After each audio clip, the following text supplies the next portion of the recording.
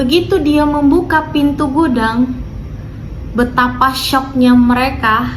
Tiba-tiba mereka melihat banyak mayat yang bergantungan di depan pintu di dalam gudang. Hai, assalamualaikum warahmatullahi wabarakatuh. Terima kasih udah mampir di channel YouTube ini. Nah, kali ini aku akan kembali membawakan kisah-kisah untuk kalian semua. Tapi kali ini kisahnya itu kisah thriller yang menurut aku sadis banget. Nah, sebelum kita lanjutkan, jangan lupa untuk klik tombol subscribe, komen, dan like. Dan jangan lupa untuk klik tombol loncengnya agar kalian tahu waktu aku upload video baru. Kisah yang akan aku bawakan kali ini menurut aku adalah kisah yang sangat-sangat sadis. Biasanya aku mendengarkan kisah ini itu dari kisah di luar negeri gitu, orang-orang yang luar negeri yang sadis juga gitu. Gak nyangka kalau kisahnya ini ternyata ada di negara kita sendiri. Bagaimana kisahnya? Penasaran kan? Yuk kita masuk ke ceritanya.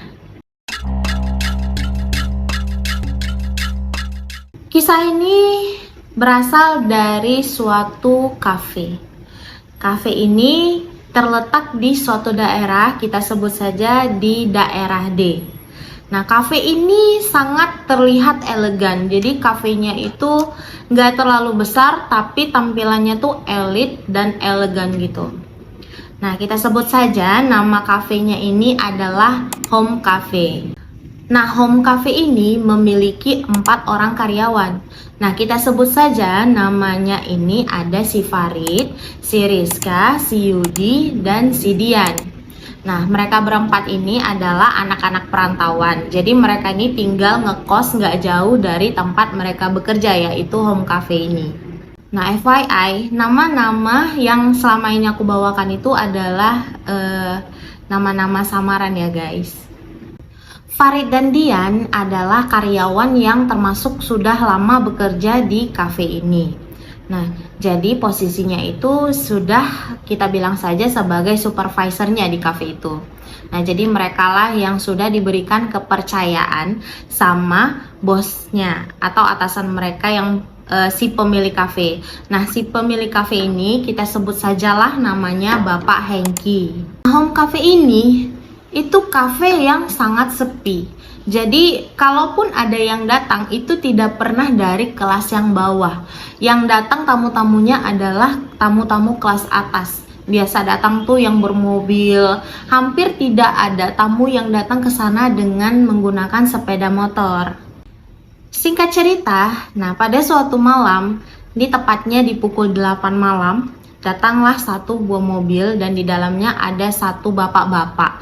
Nah, bapak-bapak ini kalau dari perawakannya dilihat itu sekitar usianya 40 tahun lah. Kita sebut saja lah nama bapak ini Bapak Ilham. Nah, datanglah dia ke kafe ini untuk makan malam.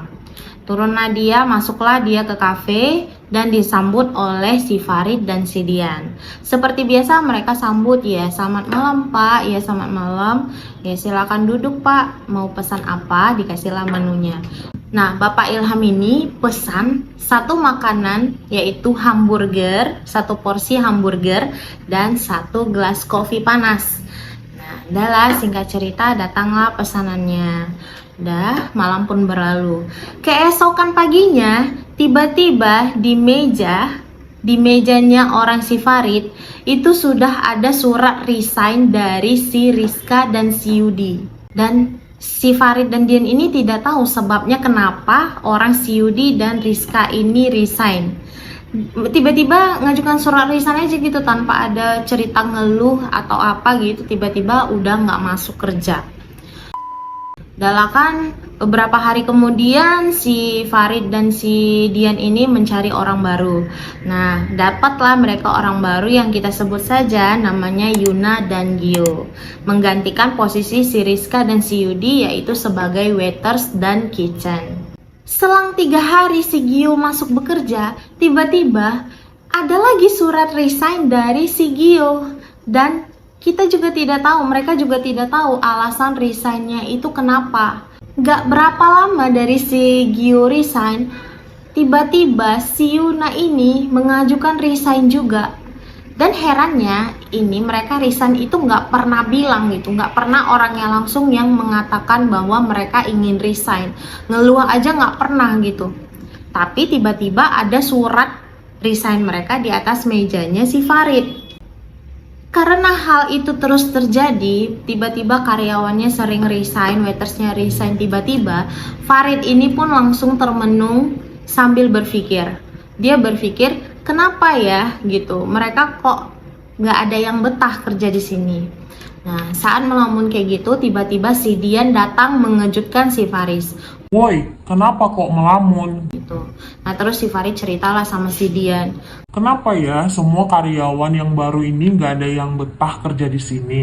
Nah, si Dian langsung ngomong, oh mungkin karena di sini kan sepi, jadi mereka nggak betah gitu, karena nggak ada kerjaan juga, nggak banyak pengunjung, kata si Dian kayak gitu. Saat si Farid dan si Dian asik ngobrol, tiba-tiba Pak Hengki ini datang menghampiri mereka. Mereka langsung terkejut, tiba-tiba Pak Hengki ada di belakang. Pak Hengki langsung bilang sama mereka kalau malam ini ada 80 tamu yang akan datang ke cafe ini. Tamu ini tamu spesial. Mereka ingin makan hamburger yang terenak di home cafe ini. Karena memang makanan yang kayak spesial menunya itu ya adalah hamburger. Nah, Pak Hengki tanya ke mereka, kalian sanggup handle 80 orang ini hanya berdua? Nah, si Farid dan Dian jawab, siap Pak, sanggup. Udah kan? Pak Hengki langsung menyuruh mereka untuk siap-siap menyiapkan semuanya agar mereka tidak mengecewakan para tamu yang akan datang. Datanglah 80 orang tamu ini ke cafe. Nah, si Farid dan si Dian pun sangat semangat karena kan cafe ini jarang-jarang banyak pengunjungnya. Jadi udah mereka siapkan, selesailah 80 hamburger yang dipesan oleh tamu-tamu itu udah dihidangkan. Dan ternyata tamunya ini lebih dari 80 orang. Tetapi saat itu bahan-bahan mereka sudah tidak ada lagi gitu, terutama dagingnya. Tiba-tiba Pak Hengki pun datang menghampiri mereka bilang kalau mau tambah 20 hamburger lagi ya, bilang sama Farid dan Dian. Di situ si Farid dan Dian terkejut lah ya kan, karena posisinya bahan-bahan sudah tidak ada lagi. Mereka bilang lah, Pak, bahan-bahan stoknya sudah habis, sudah pas untuk 80 orang saja. Ini bahan-bahan sudah habis, terutama dagingnya Pak. Mereka bilang kayak gitu sama Pak Hengki. Mendengar hal itu, Pak Hengki langsung mencampakkan sebuah kunci ke si Farid. Nah, dia bilang, udah tuh ambil stok bahan-bahannya, stok dagingnya itu di gudang. Si Farid ini langsung heran karena ternyata Pak Hengki ini nggak pernah mengizinkan karyawannya untuk mengambil stok bahan di gudang. Jadi dia bilang sama Pak Hengki, loh Pak, biasanya Bapak melarang kami untuk masuk ke dalam gudang itu, katanya kayak gitu kan. Nah terus Pak Hengki mengabaikan hal itu dan mengatakan pada si Farid bahwa Udah buruan, soalnya tamu udah pada menunggu. katanya kayak gitu. Yaudah, larilah si Farid dan Dian ini menuju ke gudang. Begitu dia membuka pintu gudang, betapa syoknya mereka. Tiba-tiba mereka melihat banyak mayat yang bergantungan di depan pintu di dalam gudang. Dan lebih terkejutnya lagi mereka, mayat-mayat tersebut yang mereka lihat itu adalah mayat-mayat teman-teman mereka, yaitu mayat-mayatnya orang si Rizka, si Yudi, si Yuna, dan si Gio.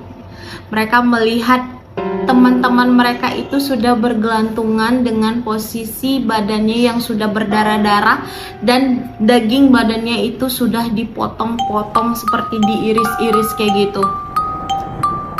Shock banget mereka melihat hal itu. Nah, dengan raut yang sangat terkejut dan sangat ketakutan, mereka berdua ini langsung balik arah untuk berusaha untuk kabur. Dan ternyata saat mereka berbalik arah, betapa terkejutnya mereka, ternyata Pak Hengki sudah berada di belakang mereka dengan membawa pisau. Yang lebih mengejutkan lagi, Udah Pak Hengki berdiri sambil memegang pisau, tiba-tiba dia berkata, "Kini giliran kalian." sambil tersenyum sinis. Mendengar hal itu, langsunglah mereka bergegas untuk melarikan diri. Tetapi sedihnya, si Dian ini keburu tertangkap oleh Pak Hengki. Dan di depan si Farid, Pak Hengki langsung menggorok lehernya si Dian sampai terputus. Melihat hal itu dengan syok, si Farid langsung lari sekencang-kencangnya, lari dia terbirit-birit. Dia keluar dari kafe tersebut kan, sampai tamu-tamunya itu bingung kenapa si Farid lari sampai segitu paniknya gitu. Dia langsung lari keluar, langsung lari entah kemanapun dia bisa melarikan diri. Nah, akhirnya si Farid ini alhamdulillahnya berhasil melarikan diri gitu dan selamat dari kejarannya Pak Hengki. Di situ kondisinya si Farid kayak masih shock dan bener-bener kayak tidak bisa berkata apa-apa. Jadi saat melarikan diri, dia masih belum bisa ngomong apapun kepada siapapun. Dan dia memilih untuk pulang kampung. Kembalilah si Farid ini ke kota asalnya untuk menenangkan diri gitu. Jadi setelah di kampung menenangkan diri, disitulah dia mulai cerita kepada orang tuanya, kepada teman-temannya apa yang dia alamin, betapa mengerikannya pemilik kafe tersebut. Nggak nyangka gitu ya kan, ternyata yang selama ini mereka hidangkan adalah daging teman-temannya sendiri gitu. Dan dia melihat dengan kepalanya sendiri bagaimana si Dian menjadi korban selanjutnya. Dan daging si Dian inilah yang akan dihidangkan untuk tamu-tamu yang ada di home cafe itu. Nah, singkat cerita 5 bulan pun berlalu dan si Farid ini mendengar kabar Pak Hengki ini ternyata sudah meninggal dunia. Dia meninggal dunia katanya nih ya karena serangan jantung di rumah sakit di kota yang sama dengan home cafe ini. Dah, meninggallah dia dan katanya cafe ini diteruskan oleh anaknya Pak Hengki. Jadi kafenya ini masih buka, tetapi yang meneruskan adalah anaknya. Nah, kita nih nggak tahu nih, anaknya ini tahu nggak kelakuan si bapak yang selama ini menggunakan daging manusia untuk dijual sebagai hamburger. Kalau seandainya sama, anaknya tahu dan kelakuannya sama kayak bapaknya, yang pastinya sampai saat ini kafe itu sangat mengerikan gitu. Pastinya nggak nyangka gitu ya, ternyata dia mengambil daging-dagingnya dari karyawannya sendiri. Nah, alhamdulillah sekali si Farid ini selamat, jadi dia bisa melanjutkan hidupnya ke depannya dengan normal. Tetapi kan memang pastinya sangat-sangat membekas gitu di pikiran dan di hatinya si Farid dengan kejadian yang dia alami sendiri yang sangat-sangat mengerikan. Sadis banget gitu. Makanya kan guys, kita kalau seandainya mau kerja juga harus hati-hati. Kita harus kenalin dulu pekerjaan yang akan kita masukin gitu, kondisinya bagaimana, dan begitu masuk juga kan kita harus tahu prosedur kerjanya seperti apa, bahan-bahannya ya kan. Jangan asal kerja aja gitu, karena kok tiba-tiba kasus kita ini seperti si Farid kan ngeri kali gitu ya kan guys. Makanya kita selalu harus berdoa agar kita selalu dilindungi oleh Allah Subhanahu wa Ta'ala. Nah, sekian dulu cerita dari aku. Kalau kalian suka dengan ceritanya atau kalian tahu cerita ini, kalian boleh komen di bawah ini ya guys. Nah, kalau kalian juga mau kirim cerita, boleh email ke email kami di bawah ini yang akan diterakan di description. Nah, sekian dulu ceritanya. Assalamualaikum warahmatullahi wabarakatuh.